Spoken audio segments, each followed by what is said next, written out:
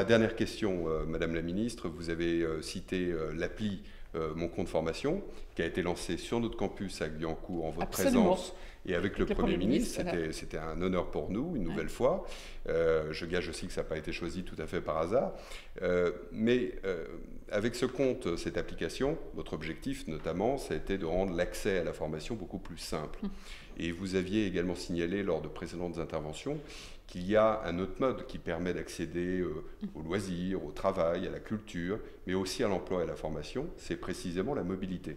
Je me permets de vous remettre un livre blanc que nous avons fait au niveau du CNPA en disant que la mobilité est un droit pour tous.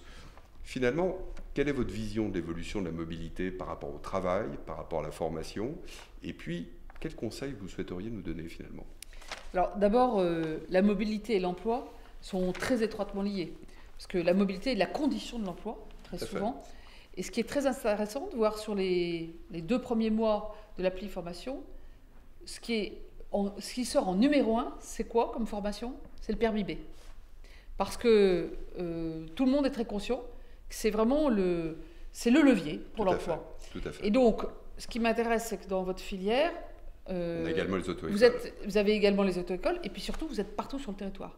Parce que l'automobile, c'est partout sur le territoire. Il y a des garages, il y a des auto-écoles, il y a l'ensemble des revendeurs. Il faut raisonner au-delà du périphérique. Moi, je suis plus souvent en dehors du périphérique qu'à l'intérieur. Je le sais bien. Et je pense que c'est aussi pour ça que ça avait du sens de le lancer à Guyancourt. D'abord parce que, comme vous le savez, j'adore ce centre de formation de Guyancourt. Je suis très fan de ce que vous faites. Et nos apprentis aussi. Voilà. Mais surtout parce qu'on veut montrer ce lien.